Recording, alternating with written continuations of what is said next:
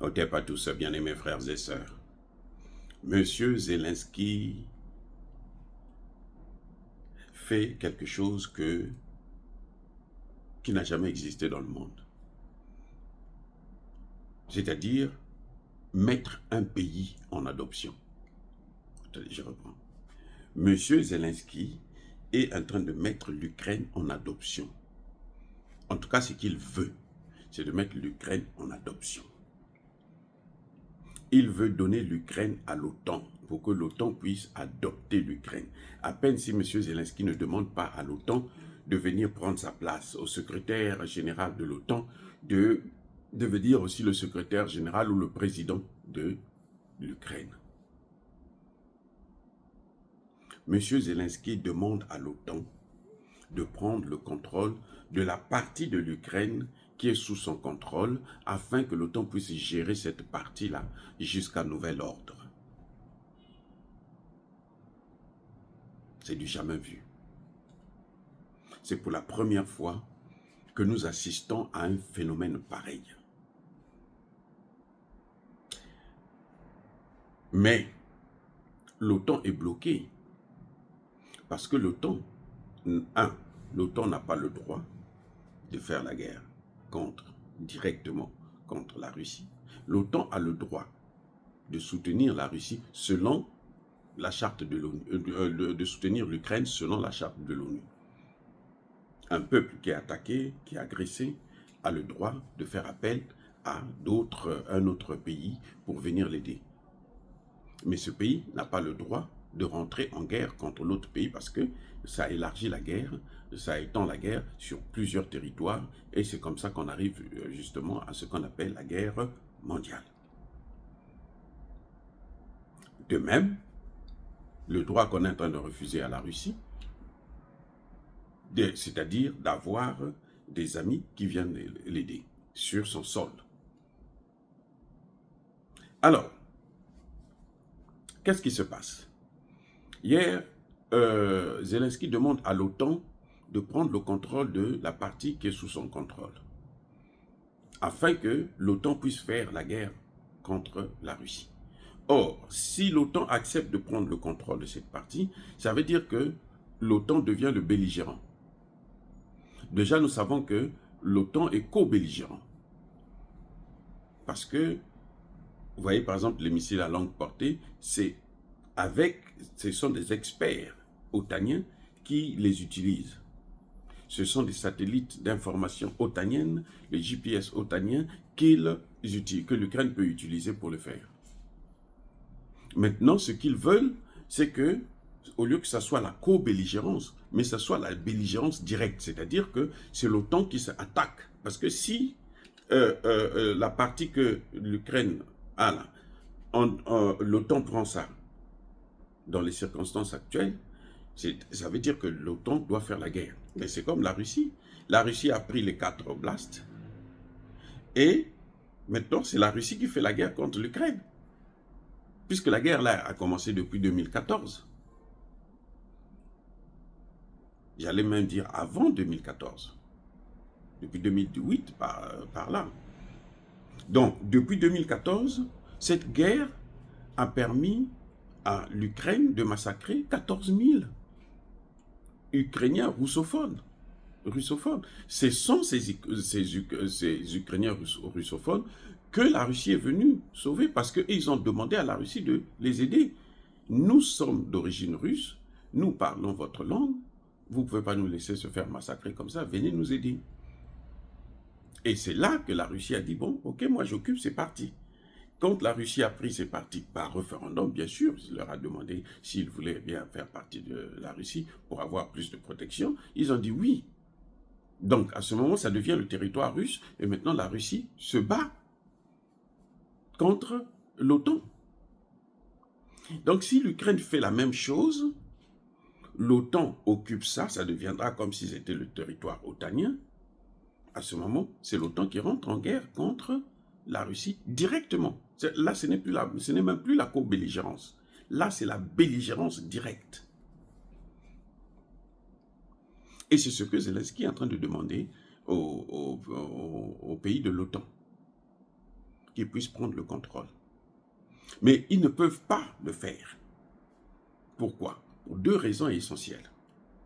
La première raison, c'est que tout le monde a peur. Parce qu'ils savent que s'ils arrivent à cette escalade, on va aller vers une guerre du nuque.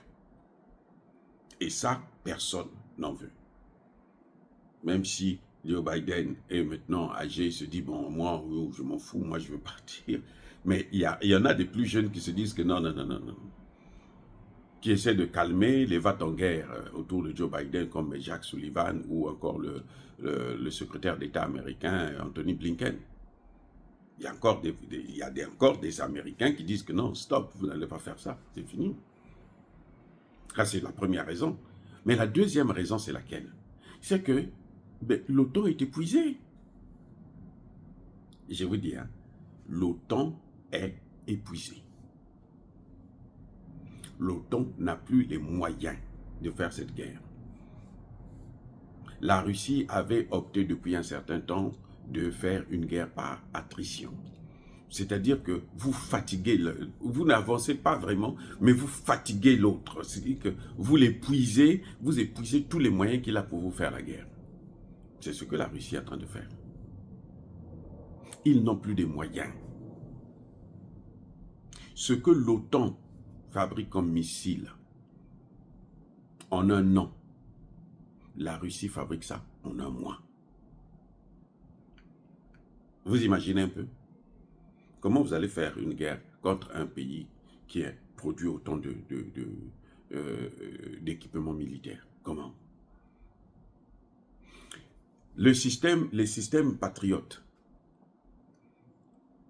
que les États-Unis ont donné, un système coûte au moins 1 million de dollars. Un système. La Russie utilise des drones pour attaquer justement ces systèmes-là. C'est-à-dire que le système, quand il envoie c'est 1 million. Mais pour détruire un drone, vous avez besoin de 1 million. Vous avez besoin de dépenser 1 million. Mais ce drone-là, c'est un drone qui vaut à peine 20 000. Vous ne pouvez pas tenir longtemps comme ça. Et la Russie en fabrique 1000 par mois. 1000 drones par mois. Donc vous allez avoir combien de missiles antimissiles pour abattre 1000 drones. Alors que ces missiles antimissiles-là, ils ont une valeur de 1 million. Ce n'est pas le système Patriot qui coûte 1 million, non. Le système Patriot, c'est plus cher que ça. C'est plusieurs millions, sinon même 1 milliard. Mais je veux dire que le système-là utilise des missiles antimissiles. Ces missiles-là, antimissiles, ce sont ce qu'on envoie pour détruire le missile de l'adversaire qui est en train de venir vers vous. Ou pour abattre des drones. Et ce missile, un seul de ces missiles vaut 1 million de dollars. Vous utilisez 1 million de dollars, vous dépensez 1 million de dollars pour abattre un petit objet de 20 000 dollars. C'est comme ça que la Russie est en train d'épuiser l'OTAN.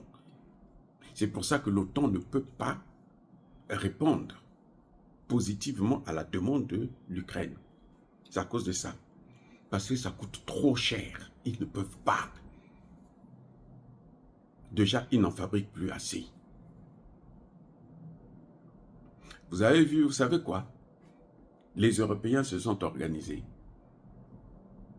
France, Grande-Bretagne et autres. Ils ont décidé d'envoyer les missiles Tom's Shadow et autres là en Ukraine. Demandez-moi le nombre. 150. Ils n'ont pas plus que ça. 150. Vous voyez qu'ils vont envoyer en Ukraine. Mais est-ce que vous croyez que ils peuvent faire une guerre avec ça? Ils vont seulement faire quelques dégâts. Mais le prix que l'Ukraine va payer sera tellement grave. Le prix que ces pays-là vont payer. Parce que s'il y a l'escalade, ils rentrent ouvertement dans une guerre entre Européens et Américains et la Russie, qui sera automatiquement soutenue par la Chine et par la Corée du Nord, et ils vont avoir des réserves où encore? Les États-Unis, pour refaire leurs réserves, il faut entre 5 et 13 ans pour refaire les réserves américaines. Ça va prendre environ une dizaine d'années. Mais la guerre est en train de se produire en ce net moment. Vous allez faire la guerre avec 100 Storm Shadow. Vous croyez que les 100 Storm Shadow là vont détruire la Russie? Hein? Les 7 premiers qu'ils avaient envoyés, 6 ont été détruits. Il y a un seul qui a pu faire un peu de dégâts. Un seul sur 6. Donc vous avez un pourcentage très très minime, peut-être de 10% qui pourront arriver. C'est vrai que ce sont des sommes qui peuvent faire de gros dégâts, mais ce que la Russie a en réponse, la Russie a décidé de fabriquer de façon industrielle les Orchéniques là, son nouveau missile là, hypersonique, qui peut aller jusqu'en France, jusqu'aux États-Unis, jusqu'en Angleterre, en Allemagne et autres. Écoutez les gars, c'est ridicule de vous engager dans une guerre dont vous savez que vous l'avez déjà perdue. En fait, la France, la Grande-Bretagne veulent s'accrocher parce qu'ils savent que cette guerre-là, ça va se terminer entre la Russie et les États-Unis. C'est-à-dire que les Russes et les États-Unis vont s'asseoir pour parler de ça, pour poser les conditions de la fin de la guerre. Même l'Ukraine n'aura pas un mot à dire dans cette affaire. Les amis, soyez bénis, soyez abondamment bénis par le Dieu de Kémite et par nos ancêtres angélisés. Mais que tous ceux qui persécutent le continent africain le pillent et le déstabilisent, qu'ils soient noirs, blancs, chinois, arabes, juifs, indiens, qui qu'ils soient punis, maudits, foudroyés, neutralisés, écrasés, effacés par le Dieu de Kémite et par nos ancêtres angélisés. Vive l'Afrique éternelle, j'ai dit et j'assume.